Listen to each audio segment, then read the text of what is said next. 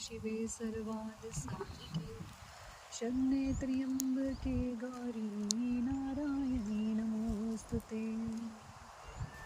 शक्ति शक्ति दो मुझे करूँ तुम्हारा ध्यान, पाप निवेदन हो तेरा मेरा हो कल्याण। हृदय सिंहासन पर बैठी मेरी माँ, सुनो मेरे मन की जग जननी वरदान। सुंदर सखी धरा करूँ आज कल्याण, ज्ञान चालावा करो अंतकाल। संग सूर्य की रोशनी सर्वव्यापक ज्वाला चंचल मेरी रक्षा करो हमेश। दूर करो माँ अम्बिके मेरे सभी कलेश। श्रद्धा और विश्वास तेरा ही है आसरा, माँ तेरे है गुणगान। तेरी कथा को पढ़ो मनुष्य धार, साक्षात दर्शन तेरे कर मुझ बताधार। मन चंचल से पाठ के समय जो गुम होए, दाती अपनी दया से मांग विघ्न खोए। मैं अनजान हूँ न जाने तेरी कोई, अष्टपद माही को भी माँ समझो मेरी भी। मेरे अब बहुत है करना नहीं ध्यान, सिंह वाहिनी अम्बिके करो मेरा कल्याण। धन्य धन्य माँ अम्बिके शक्ति शिवा विशाल, लंबे लंबे नी दाती दीनदयाल। ऋषियों के ये वाक्य हैं सच्चे सहित प्रमाण, श्रद्धा भाव से जो पढ़े सुने हो जाए कल्याण। जय माँ अम्बे जय जगदम्बे, जय जय महारानी की जय। बोलो दुर्गा अष्ट भवानी की, दुर्गा अष्ट भवानी की।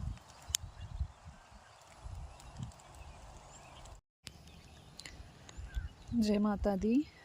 हमारे फतेहगढ़ वाली माता हमारी कुलदेवी माँ, जो एक्चुअल में हमारी माता जी हैं और विराजमान हैं हमारे पैंटी गांव से। ये रास्ता ऊपर की तरफ आता है जो कि एक जंगल में काफ़ी ऊपर हाइट पे ये है माता रानी का मंदिर है। और मैंने यहाँ पे माता के दर्शन के लिए मैं सेकंड टाइम ही जो है अभी आई हूँ, और माता रानी से माफ़ी चाहती हूँ कि हम जो है आ नहीं पाते अक्सर यहाँ पे, बिकॉज़ कोई रीज़न नहीं है, कोई एक्सक्यूज़ भगवान के आगे नहीं है। सॉरी कि हम नहीं आ पाते आपके पास और आपके चरणों में हाज़िरी नहीं लगा पाते। माता रानी माफ़ कर दीजिएगा अपने बच्चों को, और अपनी कृपा हमेशा बनाए रखिएगा। मातेश्वरी अपनी कृपा करिएगा, आपका नाम हमेशा, आपका कुल ऊंचा उठता रहे और आपकी कृपा हर बच्चे पे पहुँचे। जो भी बरादरी का हमारा जो देखें जिनकी माता रानी है, माता फतेहगढ़ वाली, माता रंगड़ी, उन सब बच्चों को आशीर्वाद मिले, उन सब पे अपनी कृपा करे मातेश्वरी, अपना आशीर्वाद हमेशा बनाए रखे। और आज गुरुजी के उपकार से, उनके श्री चरण कमलों में जाने की वजह से, जो उन्होंने गीता पाठ का सौभाग्य मुझे दिया है, आज प्रभु जी की कृपा से मैं माता रानी के पास बैठ के गीता का एक पाठ करना चाहती हूँ। मैं पहुँची हूँ अध्याय नंबर 15 के टेक्स्ट नंबर 7 पे। तो कल का पाठ मैंने 6 नंबर का पाठ जो है रंगड़ी माता के मंदिर से किया था, और आज 7 नंबर का पाठ जो है वो माता रानी के दरबार से। और आज की डेट है 3 जून और मंगलवार का दिन है। तो माता रानी के चरणों में 2025 इज़ द ईयर आज का पाठ अर्पित है। और हमारे पाठ का नाम है the yoga of the supreme soul, और टेक्स्ट नंबर 7 जो है आज हम पढ़ने जा रहे हैं, जिसमें कि परमात्मा कृष्ण भगवान जी हमें अपने सुप्रीम एबोर्ड के बारे में बताते हुए, स्वर्ग लोक के बारे में बताते हुए, और किस तरह से हम जो है इस पेड़ रूपी जो हमारा जीवन है, ये मटेरियलिस्टिक वर्ल्ड का जो हमारी लाइफ है, और जो हम अपनी दिनचर्या में अपना असली अस्तित्व भूल जाते हैं, उसके ऊपर रोशनी डालते हुए कान्हा जी हमें ये चीज़ बताते हैं कि कैसे हम आगे सब चीज़ों पे पार पाके और अपने मोह रूपी जो माया जाल है उसको खोल के प्रभु जी के श्री चरण कमलों में आगे बढ़ सकते हैं, अग्रसर हो सकते हैं, और उनके गोलों का वृंदावना, जो कि उनका प्लैनेट है या स्पिरिचुअल प्लैनेट जिसको हम कह सकते हैं, स्वर्ग लोक है, वहाँ पे पहुँच सकते हैं। तो अगर हमें स्वर्गलोक के दर्शन करने हों और शांति का, उस ब्लिसफुलनेस का एहसास करना हो, तो अगर हम किसी ऐसी शांत जगह पे जहाँ पे हमारे देवी देवता या बिल्कुल एकांत जगह पे आके बैठते भी हैं ना, तो तब भी हमारे मन को बहुत स्नेह, प्रेम और ब्लिसफुलनेस जो है मिलती है और उपकार मिलता है, उनका प्रेम मिलता है। तो क्यों ना सबसे पहले अपने देवी देवताओं को मना ले। तो चलिए देखते हैं the yoga of the supreme में कृष्ण भगवान जी और मैया हमारी हमें क्या बताना चाहती हैं आज टेक्स्ट नंबर 7 में। जय माता दी, जय फतेहगढ़ वाली माता। मेरा पाठ स्वीकार करिएगा अपने चरणों में और अपनी कृपा हमेशा बरसाते रहिएगा। तो चलिए शुरू करते हैं। बारिश की वजह से थोड़ा सा जो है हो सकता है प्रॉब्लम हो रिकॉर्डिंग में, so please bear with it. तो चलिए शुरू करते हैं कृष्ण भगवान जी के मंत्र जाप से। ओम कृष्णाय वासुदेवाय हरे परमात्मने प्रणतज्ञ क्लेशनाशाय गोविंदाय नमो नमः। हरे कृष्ण कृष्ण कृष्ण हरे हरे, हरे राम राम राम हरे हरे। हे परमात्मा, अपने चरणों में हमेशा जोड़ के रखना प्रभु, और अपनी कृपा हमेशा बरसाते रहिएगा। अपनी कृपा सब जन पे करें और हमारा हाथ पकड़ के हमें भवसागर के पार प्रभु जी ले चलिए। तो चलिए पाठ शुरू करते हैं। Radhe Krishna. The living entities in this conditioned world are my eternal fragmental paths। तो प्रभु जी कहते हैं जो लिविंग एंटिटीज़ है, यानी कि हम लोग या जानवर, बर्ड्स, एवरी लिविंग एंटिटी जो भी इस कंडीशन वर्ल्ड में, इस कलयुगी दुनिया में रहता है, वो सारे ही प्रभु जी के ही फ्रेगमेंट्स की तरह है। जैसे एक फूल की पंखुड़ियाँ होती हैं, उनकी पंखुड़ियों की तरह है, उनके ही इटर्नल हिस्से हैं, उनके ही पार्ट्स हैं। So due to conditioned life they are struggling very hard with the 6 senses which include the mind.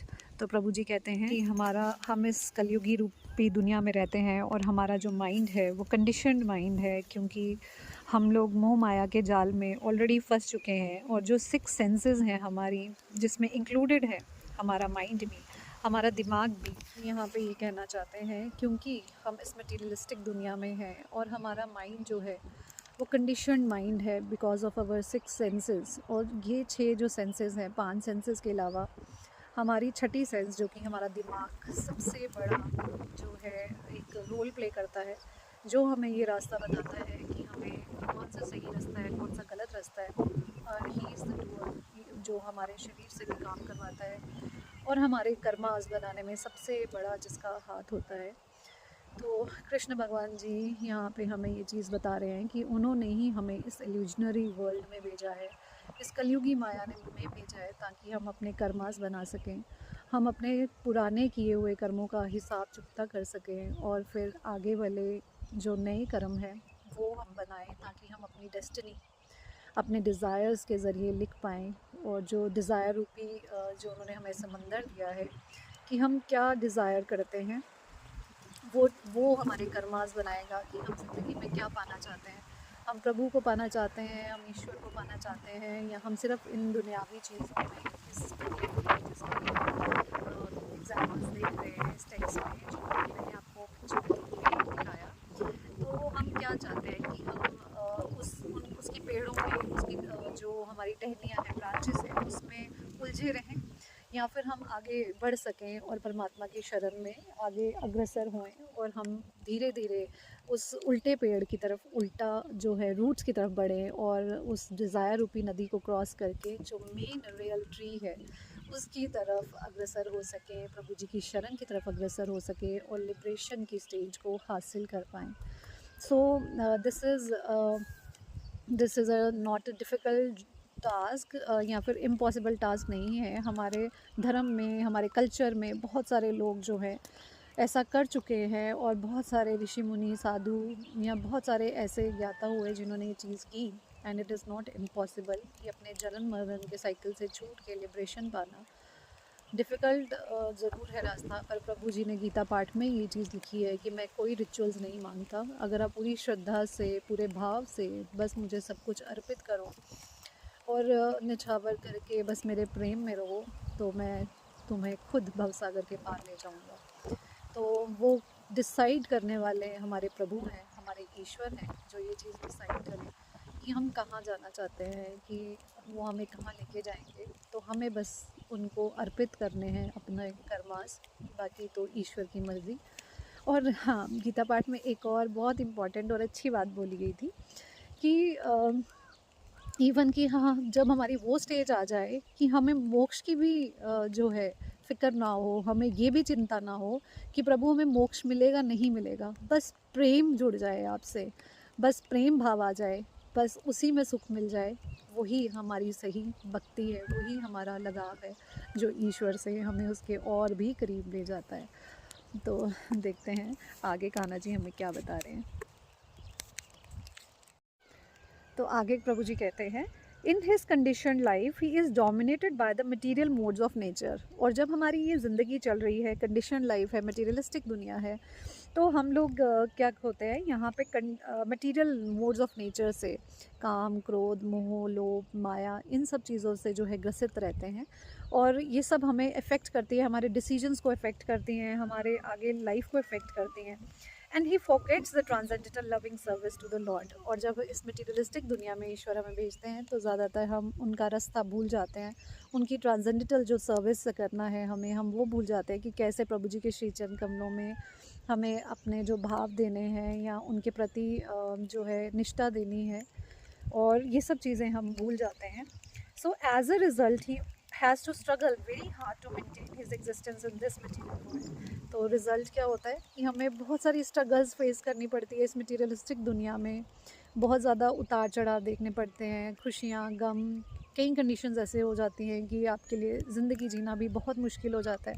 तो ये हमारे कर्मास हैं जिनकी वजह से हमें सुख दुख सब भोगना पड़ता है और हमें जो है अपनी ज़िंदगी में उतार चढ़ाव देखना पड़ता है। The living entities, not only human beings and the cats and the dogs, but even the greater controller of the material world, Brahma, Lord Shiva and Vishnu, are all parts and parcel of the Lord, Supreme Lord। तो परमात्मा कहते हैं कि सिर्फ इंसान या जानवर या बर्ड्स ही जो है उनकी एंटिटीज़ नहीं है, वही परमात्मा द्वारा नहीं बनाए गए, बट जो डेमी गॉड्स भी हैं हमारे, जैसे कि ब्रह्मा जी, विष्णु जी और शिव जी, भगवान जी, तो ये सारे भी सुप्रीम लॉर्ड के ही पार्ट्स हैं, उन्हीं से बने हुए पार्ट्स हैं। जैसे कि गीता पाठ में हमने पहले भी पढ़ा है कि these all gods are from one similar energy, जो कि एक ब्रह्म ज्योति की एनर्जी है, जिससे पूरे सभी परमात्मा हमारे बने हैं, चाहे वो माता रानी का स्वरूप है या ईश्वर का स्वरूप है, वो they are all generated from a single energy, तो वो एक ही हैं आखिरकार। सो द वर्ड करसती इज़ वेरी सिग्निफिकेंट, जिसका मतलब है स्ट्रगलिंग और ग्रैपलिंग हार्ड। तो हमें स्ट्रगल करना पड़ता है अपनी ज़िंदगी में, क्योंकि हम टेम्प्ररी मैनिफेस्टेशंस की तरफ ध्यान देने लगते हैं, टेम्प्ररी लाइफ की खुशी की तरफ ध्यान देने लगते हैं। The condition soul is bound up as though shackled by iron chains. तो हमारी जो कंडीशन सोल है वो बॉन्ड हो जाती है, वो फंस जाती है, जैसे कि हमें किसी ने चेन से बांध रखा है, हमें सरियों से, या हमें चेन्स जो होती हैं बड़ी बड़ी सलाखें क्या कहते हैं उनको, उनसे बांध रखा है। He is bound up by the false ego, and the mind is the chief agent which is driving him in this material existence। और हम अपनी false ego में, अपने झूठे शान में, अपनी शोहरत, अपनी पावर, अपनी चीज़ों के जो है उन सब उसमें हम लोग भूल जाते हैं कि एक्चुअल में हमारी आइडेंटिटी क्या है, और हमें कैसे जो है वापस अपने जीवन को, जो उसके पाप धो के, अपने कर्मास को साफ करके प्रभु जी की शरण में कैसे आगे अग्रसर होना है। When the mind is in the mode of goodness and his activities are good, when the mind is in the mode of passion, his activities are troublesome, and when the mind is in the mode of ignorance, he travels the lower species of life।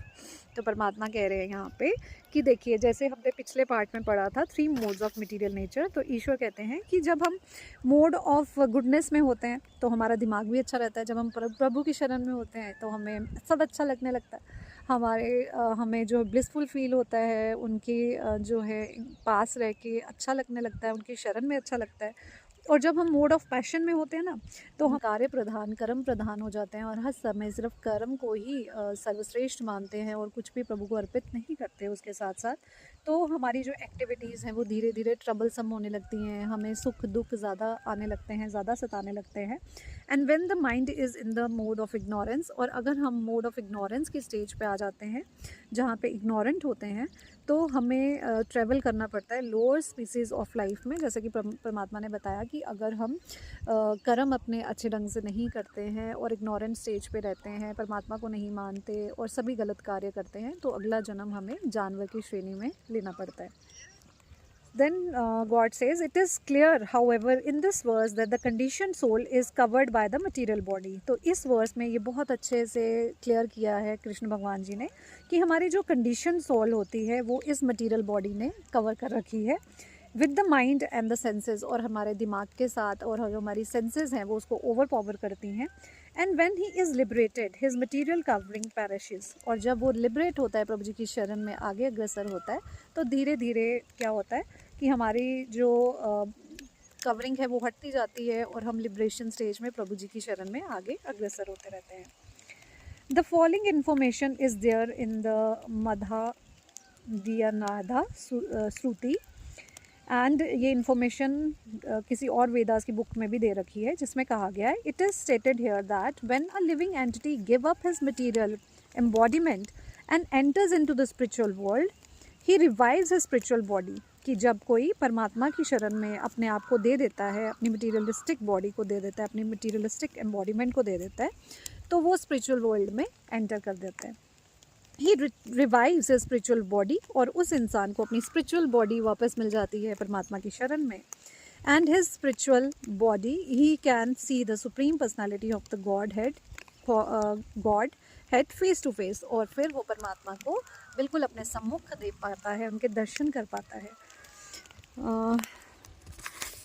He can hear and speak to him face to face, परमात्मा के साथ वो बात कर सकता है, face to face जुड़ सकता है।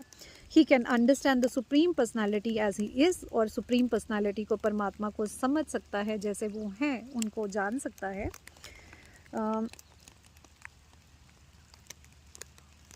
फ्रॉम स्मृति also it is understood that वसंती यात्रा पुरुषा सर्वे Vaikuntha मुरहता, means in the spiritual planets everyone lives in bodies featured like the supreme personality of Godhead. As far as bodily constitution is concerned, there is no difference between the part and parcel living entities and the expansion of Vishnu Murti. In other words, at liberation, the living entity gets a spiritual body by the grace of the supreme personality of the Godhead.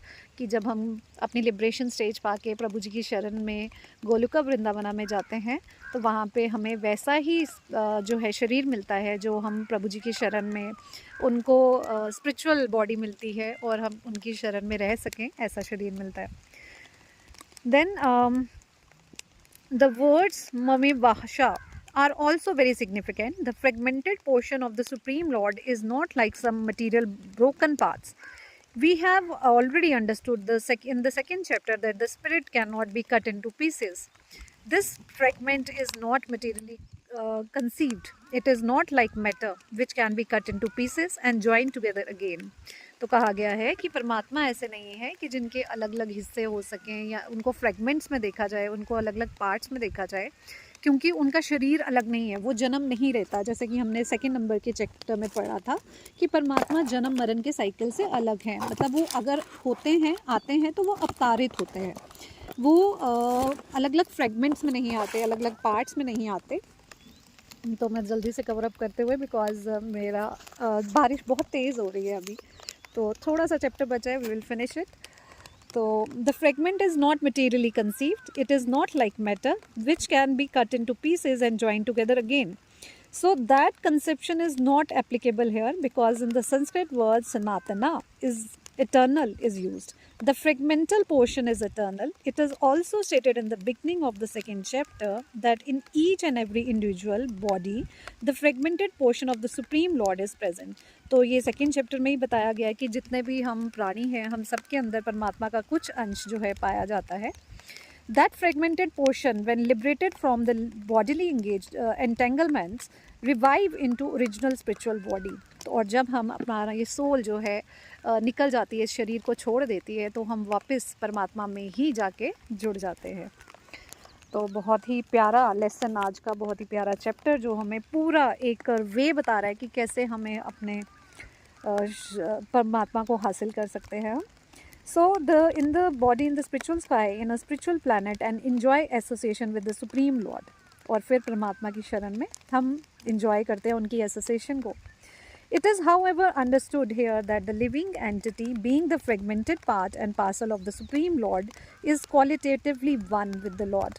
और इसमें साफ साफ बताया गया है कि जब हम अंडरस्टैंड कर लेते हैं कि परमात्मा क्या है, और जो हमारा फिर फ्रेगमेंटेड जो पार्ट है, जो उनसे छूटा हुआ पार्ट है, उनका कण है, वो हमारा जो उन्हीं का हिस्सा है, is qualitatively one with the Lord. फिर से क्वालिटेटिवली वो एक हो जाता है परमात्मा के साथ. And just as the parts and parcel of the gold are also gold. जैसे कि सोने के हिस्से अगर अलग अलग हों और उनको जला के इकट्ठा किया जाए तो वो एक ही बन जाते हैं. इसी तरह से हम भी परमात्मा के पास पहुँच के वापस उनके साथ एक हो जाते हैं. सो पाठ यहीं पे ख़त्म करते हुए तो कृष्ण भगवान जी के मंत्र जाप से पाठ को ख़त्म करेंगे, विराम देंगे. माता रानी का बहुत बहुत शुक्रिया कि धीमी धीमी बारिश में हमारा पाठ ख़त्म करवा दिया एटलीस्ट, और अपने शरण में उसको स्वीकार कर लिया. तो प्लीज़ अपनी कृपा करिएगा मातेश्वरी, और अपना आशीर्वाद हमेशा बनाते रहिएगा. आज माता शायद खुश हैं कि उनके बच्चे उनसे मिलने आए हैं. तो कृष्ण भगवान जी का मंत्र जाप और माता जी का नाम लेते हुए इस पाठ को विराम देंगे. ओम कृष्णाय वासुदेवाय हरे परमात्मने प्रणतज्ञ क्लेशनाशाय गोविंदाय नमो नमः.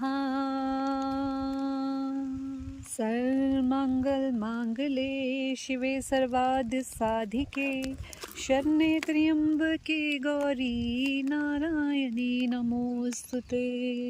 जय हो.